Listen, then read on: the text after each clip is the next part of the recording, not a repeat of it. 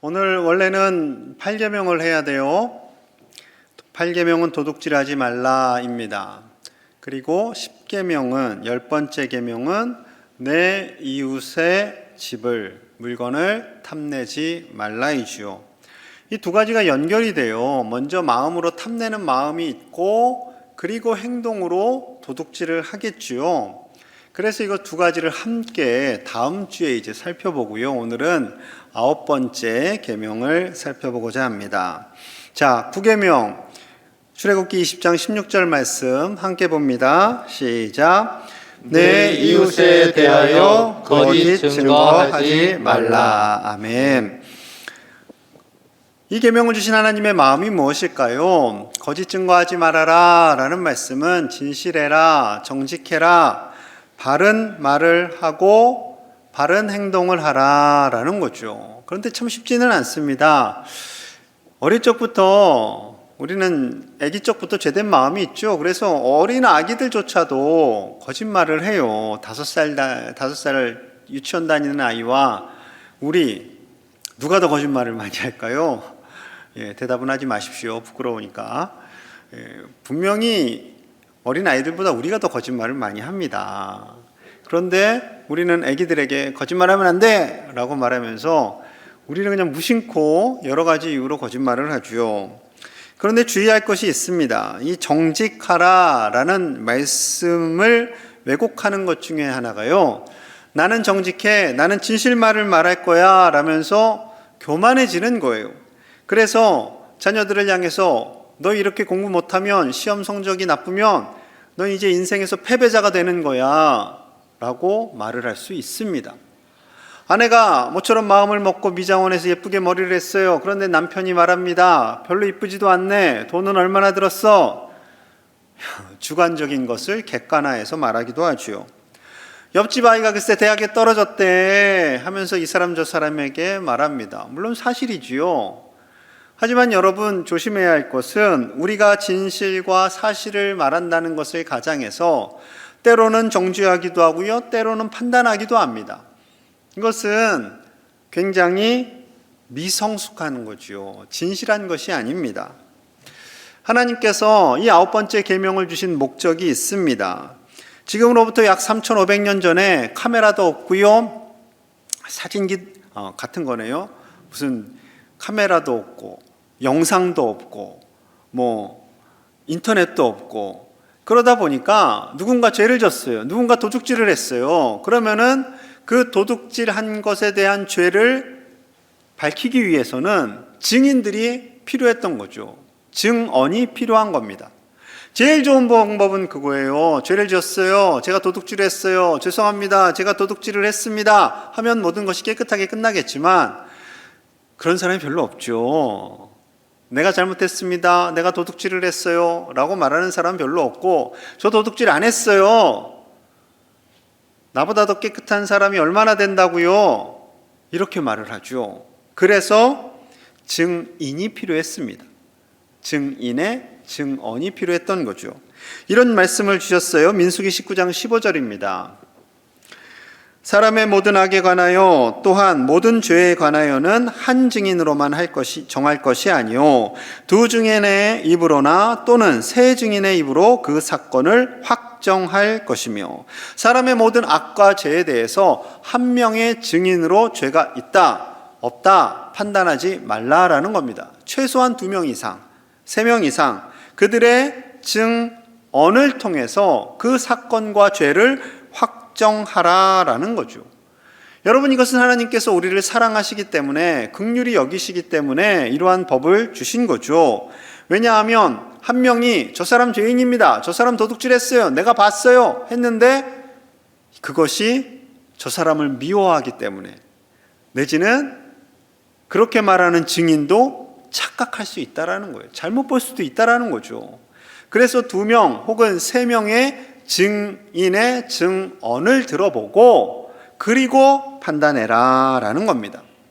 오늘날에는 참 여러 가지 증거 자료가 있어요. 곳곳마다 CCTV와 카메라가 있기 때문에 사진이 찍히기도 하고 녹음되기도 해서 죄를 지은 사람이 꼼짝 못할 수 있습니다. 그런데 불과 20, 30년 전만 해도요 이런 기술이 별로 없었어요. 우리나라뿐만 아니라 외국에서 억울하게 옥살이하는 사람들도 있었지요.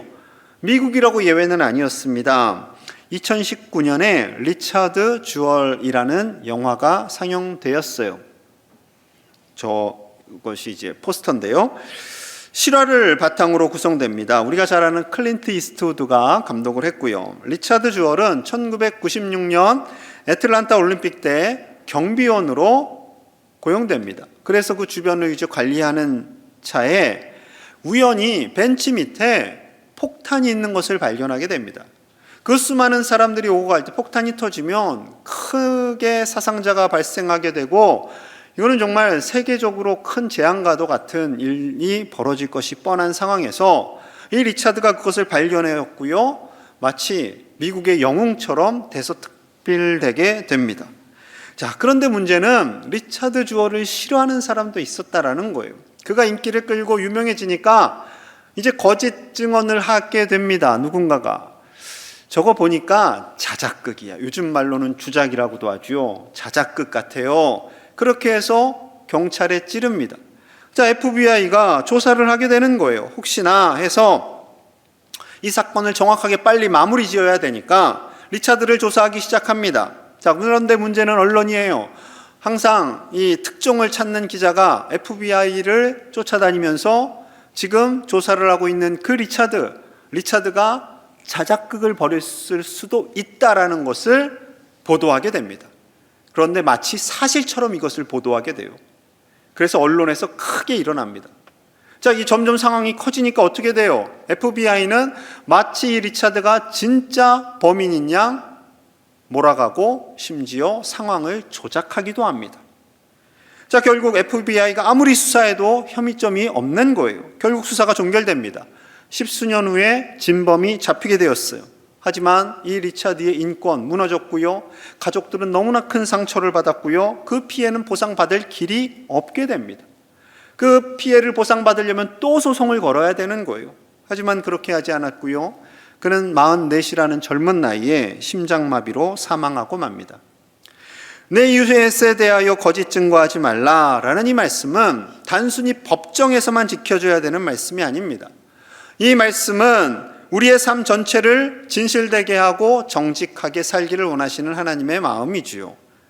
두 가지 범주를 좀 살펴보고자 합니다. 첫째는요, 하나님 나라를 향한 정직입니다. 자, 사도행전 1장 8절이에요. 함께 볼게요. 시작. 오직 성령이 너희에게 임하시면 너희가 권능을 받고 예루살렘과 온 유대와 사마리아와 땅끝까지 이르러 내 증인이 되리라 하시니라. 아멘. 내 증인이 되리라. 누구의 증인? 예수님의 증인이 되리라. 여러분, 우리는요 예수님의 증인으로 살아갑니다. 아유, 부담스러운데요. 예, 그래도 하나님께서, 우리 예수님께서 그 사명을 우리에게 주셨어요.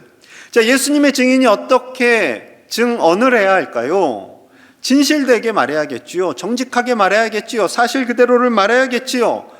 우리는 예수님을 보지는 못했지만 이 성경 말씀을 통해서 예수님의 말씀과 행적을 압니다. 이 사실 그대로를 알고 전하는 예수님의 증인으로 살라라고 말씀하고 있는 거죠. 자, 요한계시록 1장 5절 6절에서는요 이렇게 말씀합니다. 또 충성된 증인으로 죽은 자들 가운데서 먼저 나시고 땅의 임금들의 머리가 되신 예수 그리스도로 말미암아 은혜와 평강이 너희에게 있기를 원하노라. 우리를 사랑하사 그의 피로 우리 죄에서 우리를 해방하시고 그의 아버지 하나님을 위하여 우리를 나라와 제사장으로 삼으신 그에게 영광과 능력이 세세토록 있기를 원하노라. 아멘. 자, 첫 번째 충성된 증인으로 먼저 누가 되셨다고요? 예수님이 먼저 하나님 아버지의 증인이 되셨습니다. 우리를 위하여 십자가에서 죽으시고 부활하시고 예수님의 증인이 되셔서 우리를 제사장으로 삼아 주셨다라는 거죠. 예수님께서 먼저 증인이 되셨기에 우리는 예수님을 따라서 증인으로 살아가는 것이고요. 예수님의 십자가와 부활, 그 복음의 진리를 전하는 하나님의 사람으로 살라라는 것이지요. 성경에는 수많은 진리들이 있습니다. 그런데 그 진리 안에는요, 조금 우리가 부담스러워하는 진리도 있어요. 이것을 내가 믿고 전해야 할까? 알려야 될까? 내가 사람들 앞에 가서 정말 천국이 있다고 지옥이 있다고 말을 해야 되나 말아야 되나 고민될 때가 있으실 겁니다. 이틀 전 새벽 기도회 본문이 요한계시록으로 이제 구약과 신약 1189장의 긴 장을 하루에 하나씩 살펴보면서 끝났어요. 3년이 넘게 걸렸죠. 그런데 요한계시록을 묵상하면서 제가 참 많은 은혜를 받았어요. 여러분, 요한계시록의 핵심은 예수님께서 분명히 다시 오신다라는 겁니다. 그것을 계속 반복하세요. 그리고 사단, 그 마귀, 악한 세력들을 심판하신다라는 거죠. 요한계시록 20장 10절이에요. 또 그들을 미혹하는 마귀가 불과 유황못에 던져지니 거기는 그 짐승과 거짓 선지자도 있어 세세토록 밤낮 괴로움을 받으리라. 미혹하는 마귀, 사단입니다. 그 사단이 불과 유황못에 던져져요. 지옥에 던져진다는 겁니다. 그를 따르는 짐승들, 거짓 선지자들, 생명책에 기록되지 않은 사람들, 미안하지만 그곳에 다 던져진다라는 거죠. 분명히 심판이 있다라는 거예요. 예수님의 재림이 있다라는 겁니다. 그리고 정반대의 말씀도 있죠. 요한계시록 22장 5절입니다. 다시 밤이 없겠고 등불과 햇빛이 쓸데없으니 이는 주 하나님이 그들에게 비치심이라. 그들이 세세토록 왕노릇하리라. 아멘. 생명책에 기록된 저와 여러분들이 세세토록 천국에서 왕노릇하리라 라고 말씀하시는 거예요. 그 천국에는 하나님이 빛이 되시기 때문에 더 이상 해도 달도 별도 아무 의미가 없다라고 말씀하시는 겁니다. 분명히 천국과 지옥이 있습니다. 있어요. 심판도 있고요. 그런데 우리가 신앙생활하다 보면 천국과 지옥이 있는 것 같기도 하고 없는 것 같기도 하고 이것을 세상 사람들 앞에서 당당하게 말하려니 왠지 쑥스럽기도 하고 그렇습니다. 사람들은요, 공부를 많이 하고 많은 것을 누리며 과학이 발달할수록 마귀니 심판이니 지옥이니 천국이니 이런 걸 인정하지 않으려고 합니다. 그냥 보수 기독교인들이나 말하는 것이지 라고 생각을 해요. 그래서 심지어 기독교인들조차도 그러한 이야기는 보수적인 사람들만 하는 거야 라고 말합니다. 여러분, 절대 그렇지 않아요. 절대 그렇지 않습니다. 예수님께서 우리를 위하여 이 땅에 오셔서 십자가를 지시고 부활하셨기에 우리가 살아날 수 있었고요. 그 예수님께서 분명히 다시 오시마라고 약속하고 계십니다. 예수님께서 충성된 증인이 되셨기에 그 진리들을 그대로 전하는 증인이 또한 우리가 되기를 원하시는 거죠. 하나님께서 사탄을 미워하세요. 싫어하세요. 왜요?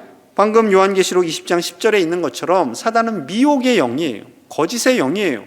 가는 곳마다 거짓말을 해요. 속여요. 우리에게 언제나 거짓 자료를 심어줘요. 창세기 3장 4절과 5절입니다. 뱀이 여자에게 이르되 너희가 결코 죽지 아니하리라. 너희가 그것을 먹는 날에는 너희 눈이 밝아져 하나님과 같이 되어 선악을 알 줄 하나님이 아심이라. 선악을 알게 하는 나무의 열매를 먹으라고 하와를 유혹해요. 그거 먹어도 절대 죽지 않아. 첫 번째 거짓말. 두 번째, 그거 먹으면 오히려 눈이 밝아져서 하나님처럼 돼. 두 번째 거짓말. 선악을 분간하는 능력이 생겨. 세 번째 거짓말. 그리고 하나님을 향해서 도전하고 불순종하게 하는 거죠. 결국 죄가 우리 안에 들어오게 됩니다. 그래서 인류는 태어나면서부터 악해요. 여러분, 분명히 아셔야 됩니다. 성선설이에요. 성악설이에요. 어렸을 때는 막 그러셨을 거예요. 우리는 성선설이야. 근데 크리스찬인 우리는요, 성악설이 맞습니다. 인류는요, 이때부터 이미 악해졌고요. 태어나는 그 순수해 보이는 아기도 악한 죄성을 가지고 태어납니다. 왜 이렇게 됐어요? 사단에 의해서 이렇게 됐어요. 그러니 하나님이 어떻게 이 사단을 이뻐할 수 있겠어요? 이 사단 때문에 예수님을 십자가에 내어 놓으셔야 했는데 하나님께서요, 결코 이 사단을 이뻐할 수가 없습니다. 그 사단의 무리들을 이뻐할 수가 없어요. 지금도 여전히 속입니다. 하나님은 없어. 네 마음대로 살아. 예수님은 구원자가 아니야. 천국 지옥도 없어. 죽으면 끝이야.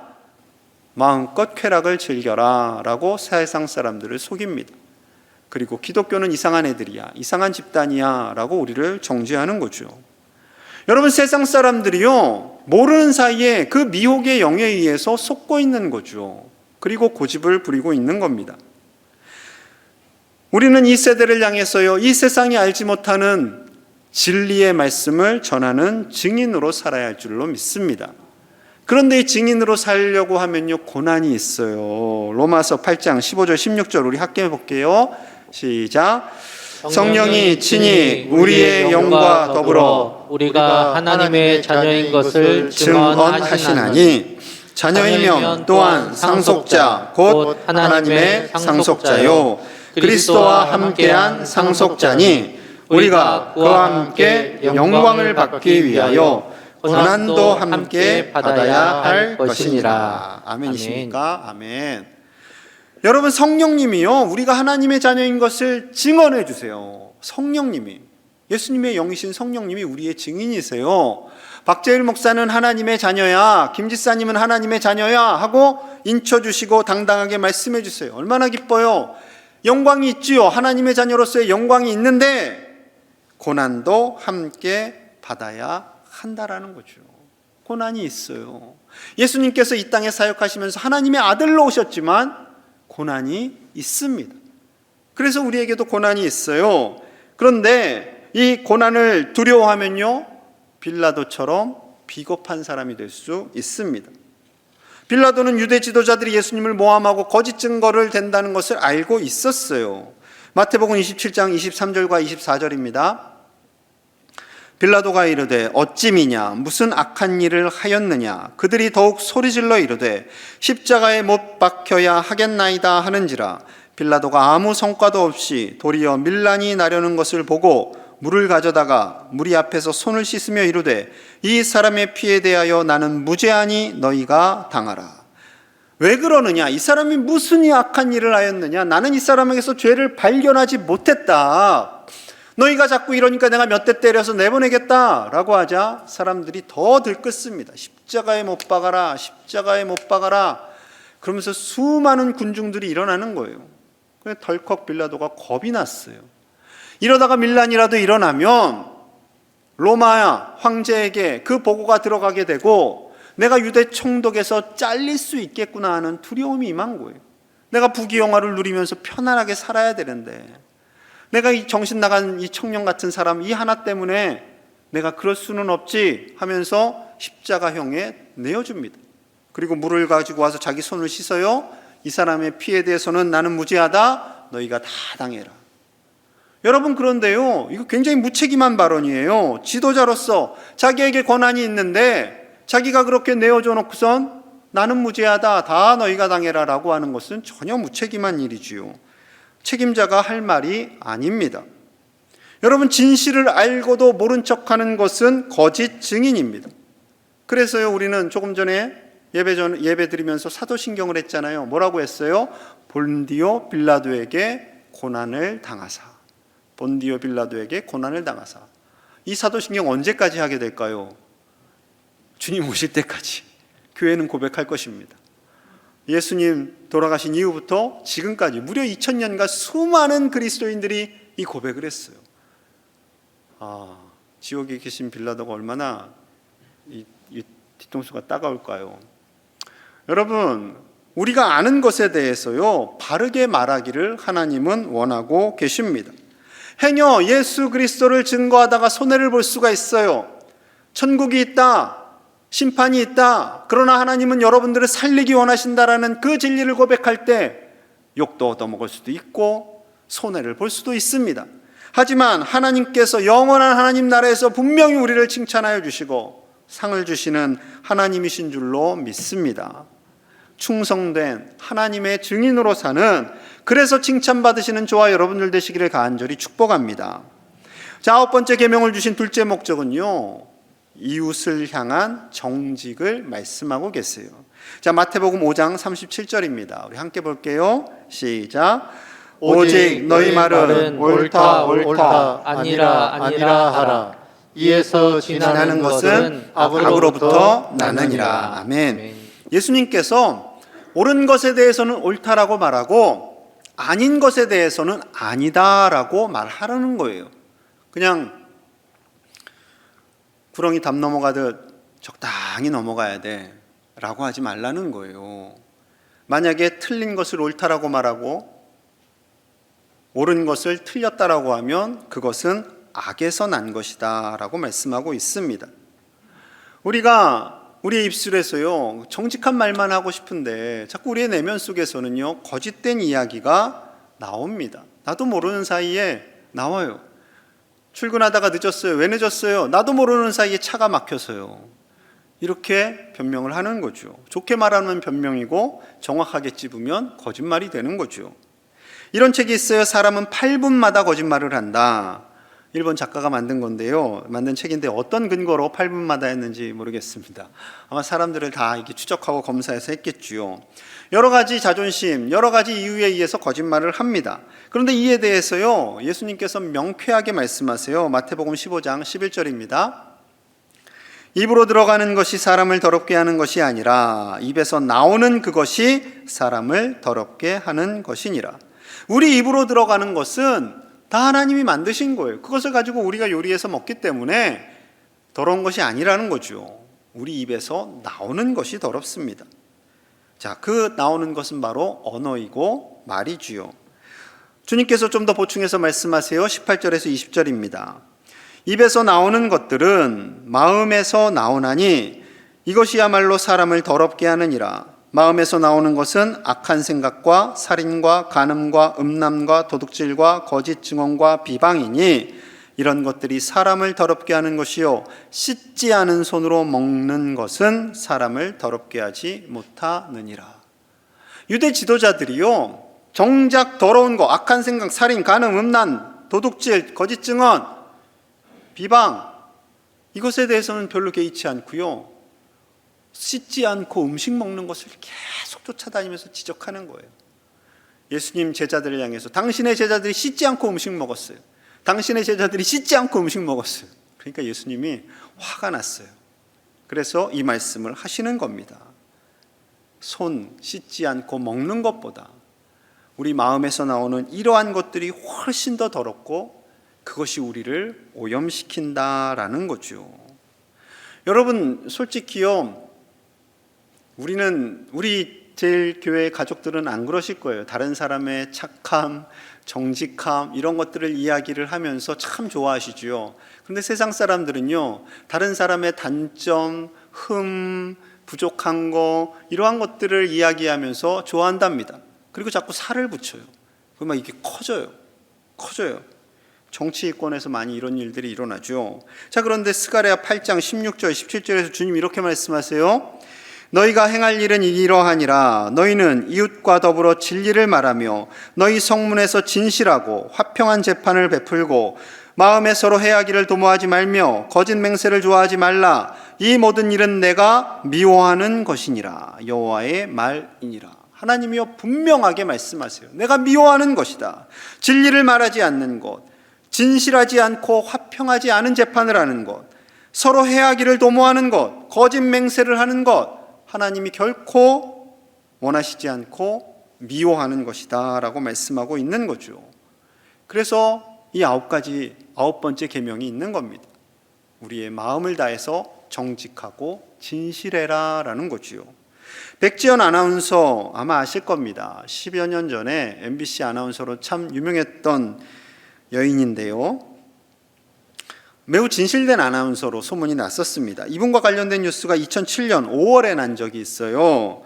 이분이 수억 원대에 이르는 한 국내 대기업 CF를 찍게 되었습니다. 새벽에 가서 찍게 되었는데 촬영이 시작되면서 그 해야 하는 멘트 중에 저도 이 상품을 구입했습니다 라는 멘트를 해야 되는 거예요.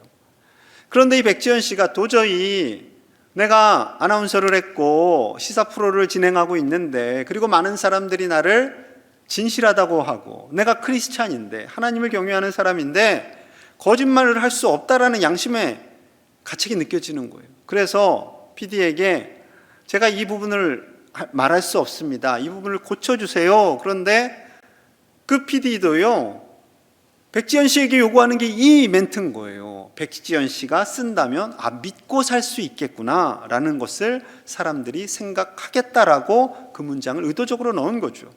그래서 서로 의견을 나누다가요, 안 되니까 이 백지연 씨가 안녕히 계세요 하고 그 새벽에 방송국으로 올라와 버렸어요. 돈을 아무리 많이 줘도 저는 거짓말을 할 수 없습니다라는 거죠. PD가 그랬대요.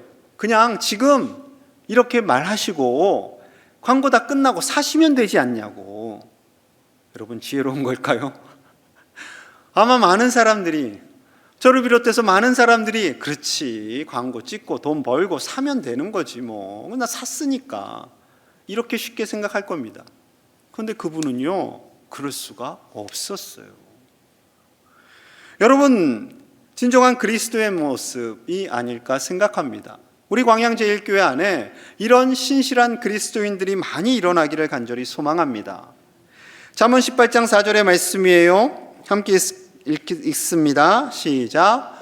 명철한 사람의 입의 말은 깊은 물과 같고 지혜의 샘은 솟구쳐 흐르는 내와 같으니라. 아멘. 명철한 사람의 입의 말은, 이 명철이라는 것은요, 인간의 지혜와 지식이 아닙니다. 하나님께서 주시는 지혜와 지식을 가진 사람의 입의 말은 깊은 물과 같다라는 거예요. 여러분, 우물 깊게 파시잖아요. 거기서 깨끗한 물이 나오잖아요. 깨끗한 물이 솟구쳐 흐른다라는 겁니다. 하나님께서 주시는 지혜와 정직의 말을 하는 그 사람은 깨끗한 물을 솟구쳐 흘리는 그런 사람과 같아서 그의 언어를 통해서 많은 사람들이 진실을 알게 되고 많은 사람들의 생명이 살아나고 예수 그리스도가 흘러가게 될 줄로 믿습니다. 여러분, 우리 제1의 가족들이 이러한 인생 사는 하나님의 사람들이 되기를 간절히 축복합니다. 어느 교회 다니세요? 광양제일교회 다닙니다. 그러면 진실하겠군요, 정직하겠군요 라는 그러한 평가가 일어나는 우리 교회 되기를 축복합니다. 지금 어느 교회 때문에 굉장히 시끄럽죠. 제가 입이 10개라도 할 말이 없어요. 부끄러워요. 그 지역에서 그 교회 다녀요. 그럼 어떻게 되겠어요? 어떤 평가를 듣겠어요? 안 좋은 평가를 듣겠죠. 거짓말이 흐르는. 여러분, 그러지 말자고요. 우리는 저부터 시작해서 정직하게, 진실되게, 충성된 예수님의 증인으로 살아가는, 그리하여 이 세상을 바꿔나가는 저와 여러분들 다 되시기를 간절히 축복합니다. 우리 마음을 모아서 함께 기도하겠습니다. 우리 주님께서 말씀하십니다. 하나님 나라의 진실된 증인으로 살라 말씀하십니다. 예수님을 전하고 예수님의 재림이 있음을 하나님 주신 말씀 그대로 전하는 우리가 되게 하시고, 이웃을 향해서도 진실된 말, 살리는 말, 지혜의 말을 하는 우리가 되게 하여 주시옵소서. 그리하여 실추된 한국교회의 명예를 세우는 우리 광양제일의 가족들이 다 되게 하여 주시옵소서. 위정자들이 진실해지게 하시고 이 나라가 진실되게 하여 주옵소서. 함께 마음을 모아서 기도합니다. 하나님 아버지, 우리를 불쌍히 여겨주시기 원합니다. 진실된 증인이 되라 하셨지만 하나님의 교회를, 그 교회의 명예를 실추시키는 언어와 행실을 하였습니다. 우리의 허물을 용서하여 주시고 우리가 예수님의 진실된 증인이 되어서 성경의 말씀 있는 그대로 전하는 자가 되게 하시고, 이웃을 향해서도 살리는 말, 지혜의 말을 통해 우리 교회를 통하여서 이 지역이 살고 나라가 살게 하여 주시옵소서. 위정자들에게 진실의 영을 더하여 주사 거짓말을 하지 않게 하시고 이 나라의 참된 진실의 언어를, 그리고 온 백성들에게 선한 영향력을 흘려보내는 위정자들이 다 되게 하여 주시옵소서. 예수님 이름 받들어 간절히 기도하옵나이다. 아멘.